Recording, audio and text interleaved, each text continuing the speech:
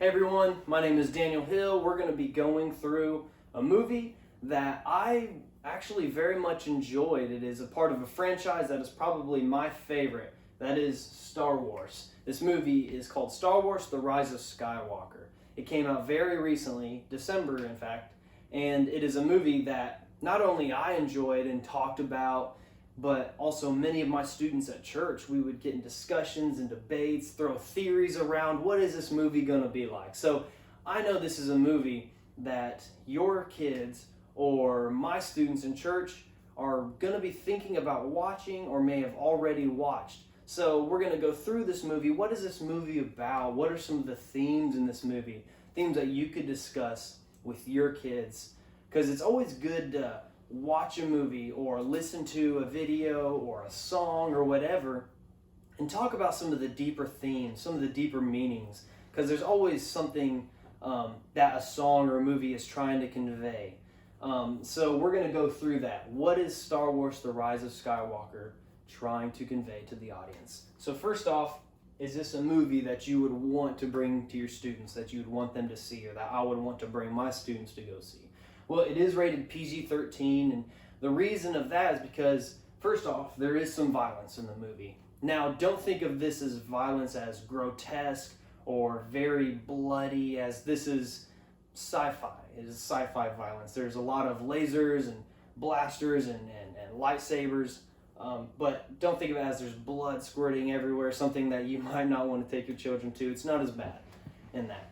Next, there is some quote-unquote sexual content in the movie, more of in the form of kissing or hugging or being very close to one another, not in the way of sensual themes. There is one thing in particular that you might want to think about if you're going to take your kids or even your teens. That is, at the end of the movie, there's a lesbian kiss that happens. It's very quick. In fact, it's something that if you blinked, you could miss it. But it's something to think about if you were to take your kids to go see it, or your teenagers. In fact, when they see that stuff, they're going to ask you questions. Hey, what happened? Why did those two women kiss? So on and so forth. So it's something to think about if you're going to take your students to go see it. Next, there is some mild profanity. Now, this was kind of unfortunate, as when you see the older Star Wars films from the 70s and then 80s, and then you went to the prequels in the early 2000s, there really wasn't profanity. It's just a story and violence and all this stuff being told. But as the culture changes and evolves, they tended to add some profanity. Now, it is mild profanity. There are only around 3 curse words that are said in the movie. But it's, again, just something to think about if you're wanting to take your students to talk about.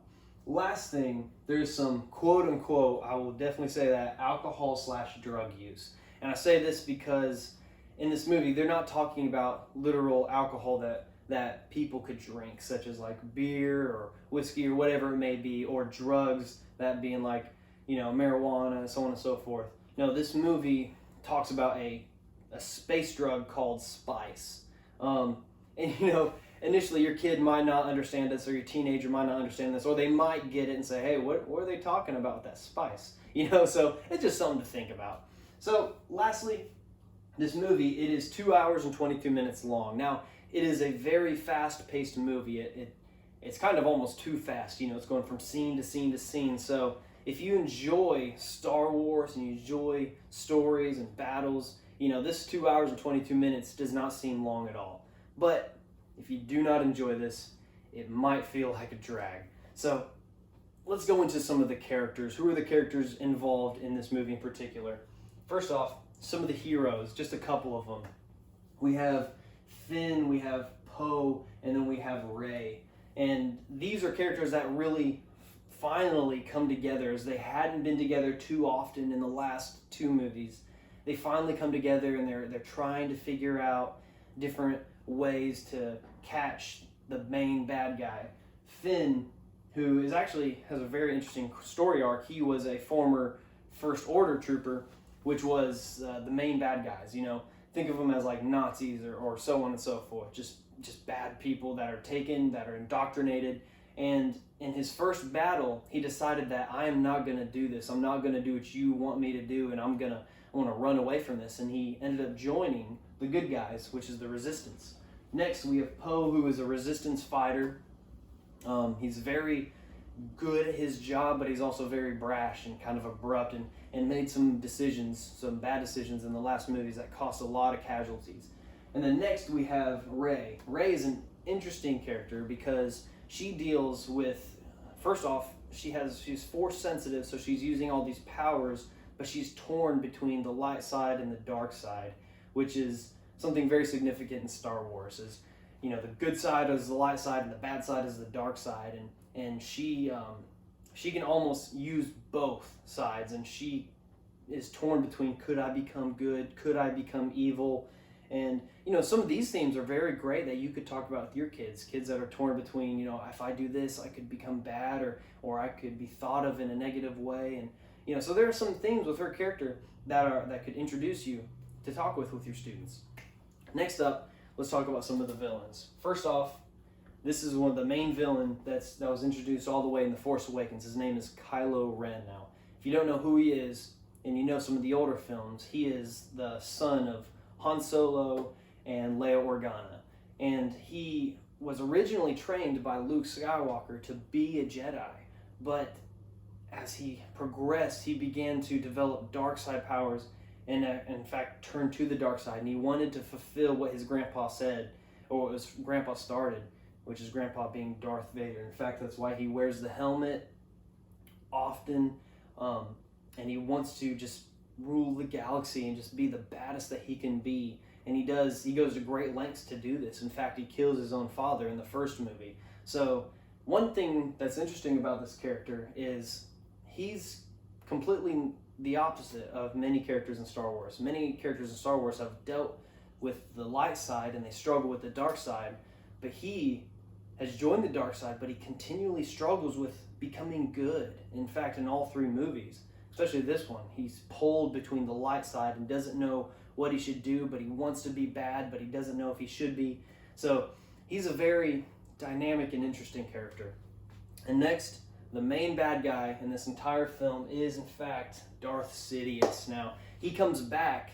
If you have seen the original trilogy, which I think most people have or know about it in some sorts, he was the main bad guy through all of the films, through 1 through 6. He was in the background. He essentially indoctrinated and changed Darth Vader and turned him into who he was. And he was behind the scenes and got killed in the last movie, which was the redemption of Darth Vader, who's one of the biggest bad guys in Star Wars, if you don't know.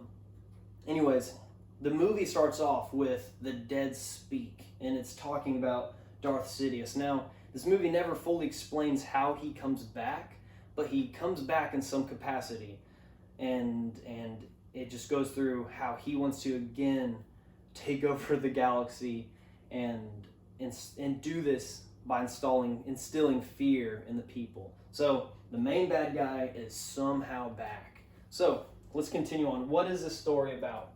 I want to give you a brief summary of what happens in the movie, and then we're going to go through some of the things that you can discuss with your students.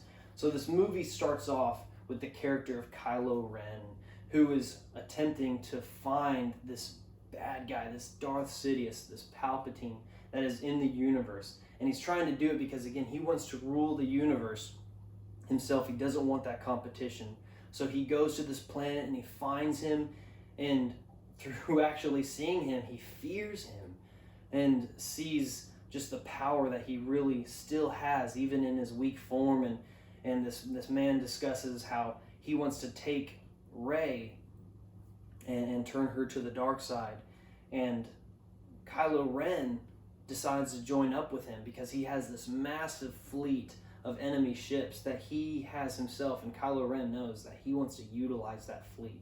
So he decides to go along with him for now, but he has an ulterior motive, trying to conform Rey and change her and taking over and destroying the Emperor so they can rule the galaxy together, and that kind of thing. So this movie continues to Rey, who is being trained by Leia Organa. She's trying to become a better Jedi, trying to be able to stop the First Order, who were, the bad guys trying to take over the universe, who have done many terrible things, destroyed planets, killed hundreds of thousands, even millions of people.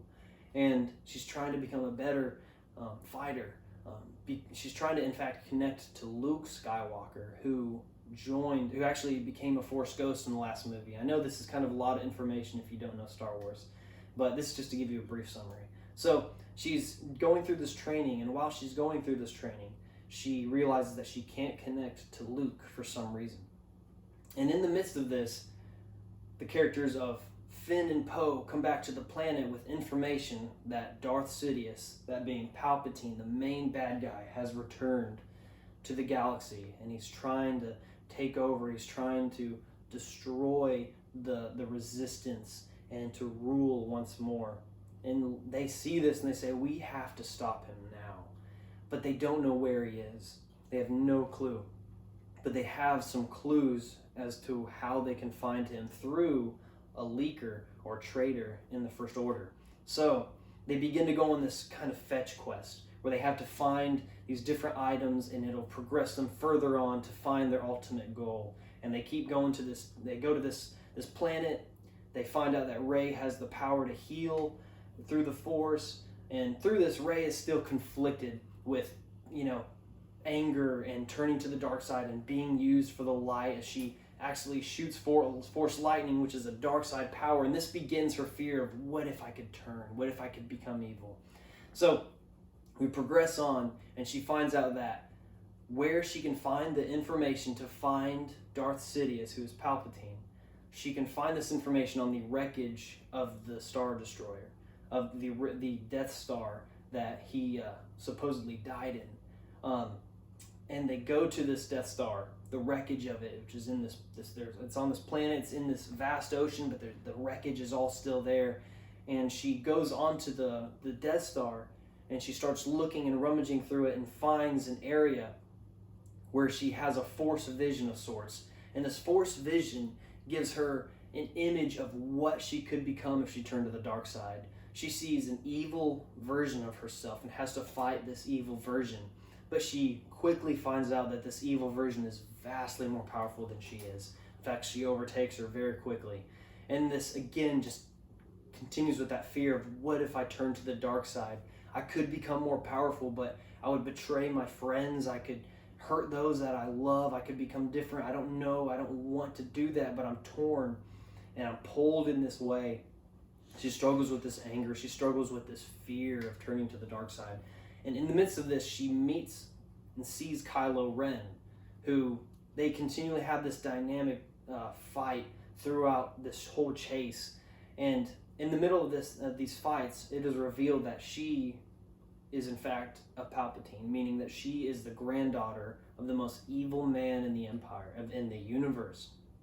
And she is completely devastated with this news that she is related to this monstrosity, to this monster. When I heard this, I thought of the stories of the children of Nazi generals, and when they found out who their parents were, or their grandparents, and many of them were devastated and were never the same. And in fact, one quick information, there was a particular family member, his brother and sister, that found out who their father was, and they decided to end their family line, that they would not conceive, they would not have children, because they're so devastated from finding out their father was. And think about that with Rey. She finds out that her grandfather is the most evil man in the Empire, in the whole universe.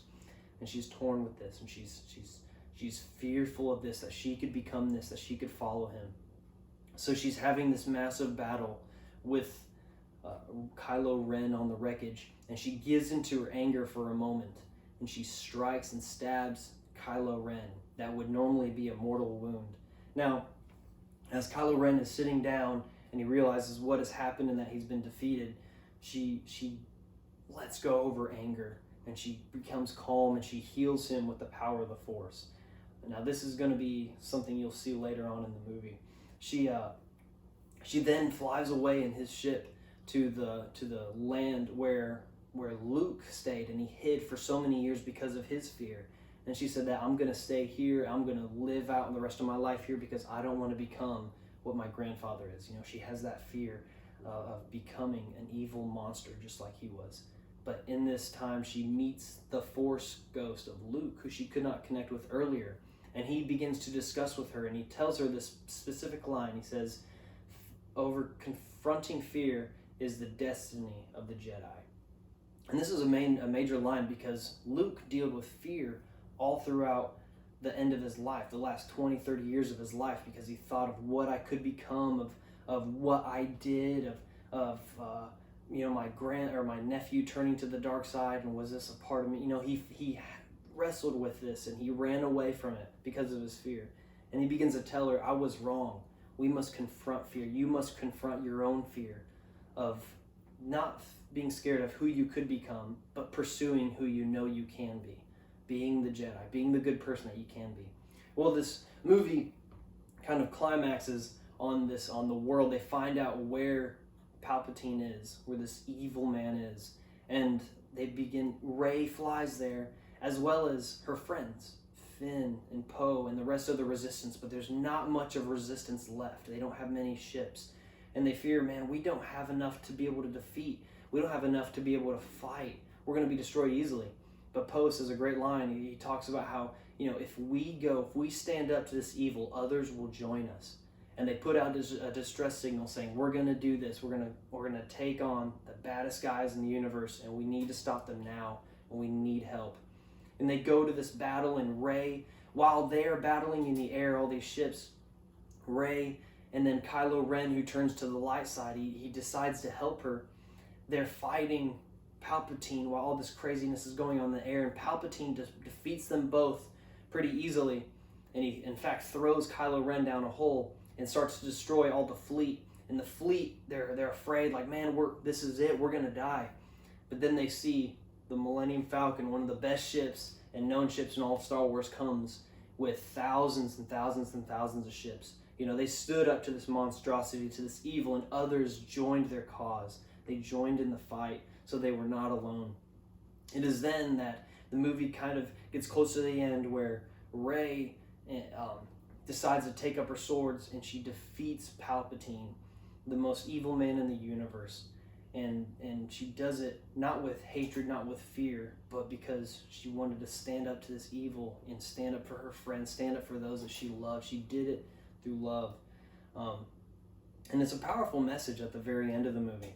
Now, this power that she used by doing it, and it in fact killed her. And there's this kind of this quick scene that happens where she dies, and then Kylo Ren comes up and he force heals her, but it kills him. It's kind of confusing, but the movie goes to the end where everything's been the bad guys have been defeated, the good guys have won.